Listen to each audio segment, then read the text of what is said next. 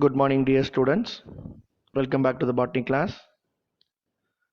In this video session, chapter number 2, classical genetics, we are continuing. Today's class, we are going to discuss test cross, back cross, and why Mendel's pea plant are tall and dwarf. Find out the molecular explanation. These three aspects we are going to see. Let us start. First of all, we will start with the test cross. What's mean by test cross? See the content. Test cross is a cross, an individual of unknown genotype with a homozygous recessive. So test cross is a crossing an individual of unknown genotype with a homozygous recessive. In Mendel's monohybrid cross, all the plants were tall in F2 generation. As you are aware, in the Mendel's monohybrid cross, all the plants are tall in F1 generation. In F2, tall and dwarf plants were appeared in the ratio of 3:1. Mendel, what he done? Mendel self-pollinated dwarf F2 plants and he got dwarf plants in F3 and F4 generation. This F3 and F4 is called third filial generation and fourth filial generation. That means third generation in which offspring we used to say.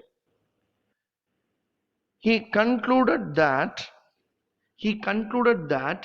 the genotype of the dwarf was always homozygous, that is small t. This homozygous alleles are always in pair.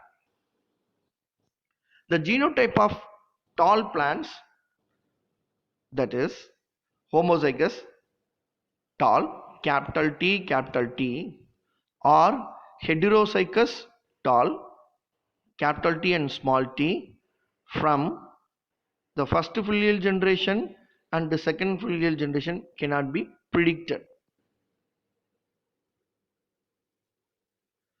But how we can tell if a tall plant is homozygous or heterozygous? To determine the genotype of a tall parent,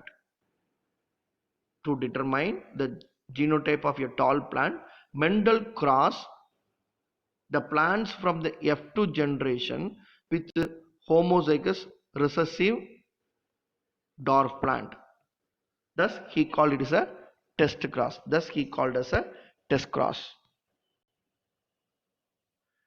The progenies of the test cross can be easily analyzed to predict the genotype of the plant or the test organism. I'm repeating, children, you may understand now. The progenies of the test cross can be easily analyzed to predict the genotype of the plant or the test organism. Thus, a typical test cross, an organism, here it is called a pea plant, showing dominant phenotype. That means the genotype is determined. The dominant phenotype is crossed with recessive parent instead of self crossing. So it is very clear that in a typical test cross, an organism showing dominant phenotype is crossed with recessive parent instead of self crossing. The test cross is used to identify whether the individual is homozygous or heterozygous for dominant character.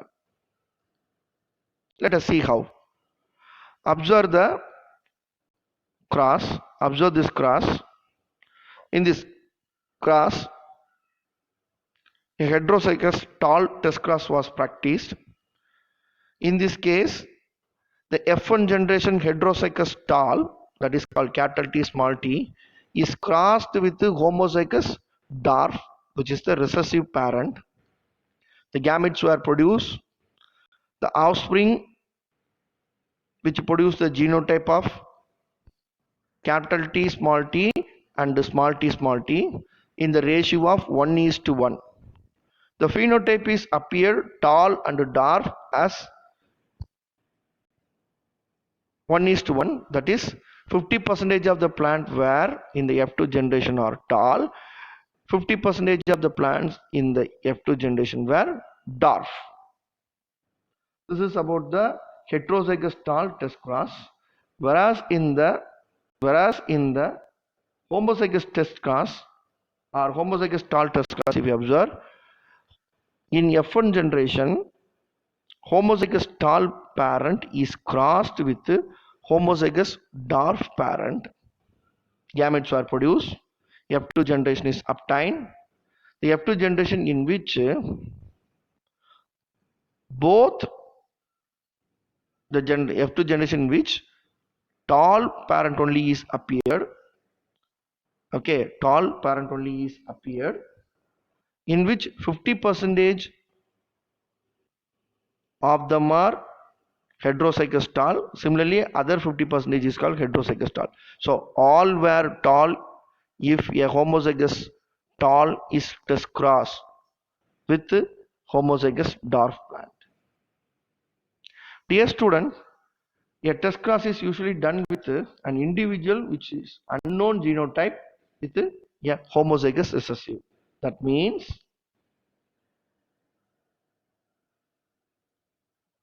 the F1 generation hybrids are always crossed with its recessive parent is called as test cross. Recessive parent is called as test cross. Now let us see another important, why Mendel's pea plant are tall and dwarf. Let us find out the molecular explanation for this question. Molecular characterization of Mendel's gene for plant height. Plant height is controlled by a single gene with two alleles. The reason for this differences in the plant height is due to the following fact. First one, the cells of the pea plant have the ability to convert a precursor molecule of gibberellin. Remember children, gibberellin is a growth hormone, into an active form called as GA1. The second, tall pea plant have only one allele called LE that codes for the protein which is functional enzyme which functions normally in the gibberellin synthesis pathway and catalyzes the formation of GA1. The allele is dominant even if it is two, LE or single dominant, which is LE and small le, is produced gibberellin and the pea plants are tall.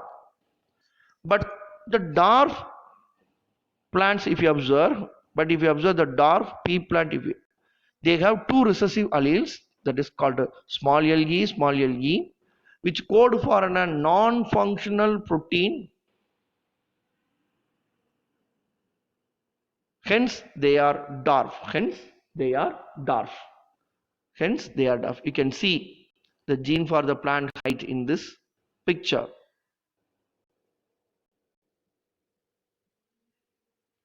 So dear students, in this picture you can get an idea. The tall pea plant in which capital Le, the gene, either in the homozygous form or in the heterozygous form, which helps to produce an active functional enzyme, makes the gibberellin to produce. The precursor molecule for the gibberellin produced, which will become more active, and it forms GA1. In the dwarf pea plant, dominant allele is absent. So the capital LE alleles which code for the functional enzyme which activate the gibberellins, whereas in the dwarf pea plant, the small LE recessive gene or recessive allele codes for the non-functional enzyme, hence it is dwarf. Hence it is dwarf. With this molecular expansion, we shall move to the next one, that is back cross. What is back cross? If you understood the test cross, back cross is very easy to remember. Usually a test cross is done with an individual which is unknown genotype with a recessive genotype, that is homozygous recessive. So a heterozygous F1 hybrid is always crossed with a homozygous recessive parent is called a test cross, but back cross is differ.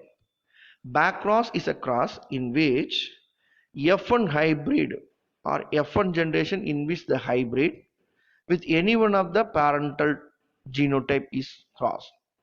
So F1 hybrid is crossed with any one of the parental genotype is said to be the back cross. The back cross is of two types. One is called dominant back cross, and one is called recessive back cross. Back cross which involves between the F1 offspring with either of the two parents, either it is a recessive parent or dominant parent in which the F1 hybrid is usually crossed, that is back cross. When F1 offsprings are crossed, when F1 offsprings are crossed with the dominant parent, all the F2 develop dominant character and no recessive individual is obtained. You can see in this cross. So pure homozygous tall parent is crossed with pure dwarf parent, and it obtained the F1 generation, all were tall, they are hybrid. This F1 generation in which the heterozygous F1 is crossed with the dominant parent, okay, cross with the dominant parent, either homozygous tall or it is with either homozygous recessive, doesn't matter. So homozygous recessive or homozygous dominant doesn't matter. If F1 generation is crossed with any one of the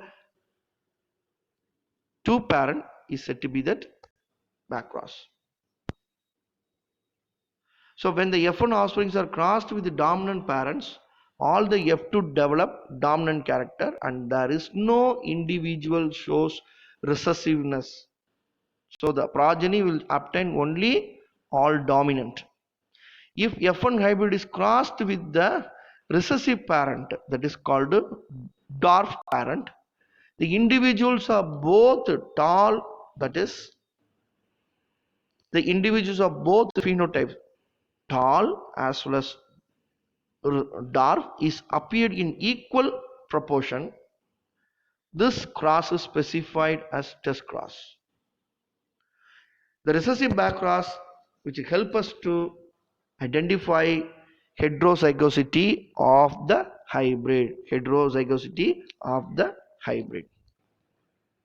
Dear students, you might have understood now two important thing, that is called back cross and test cross in detail.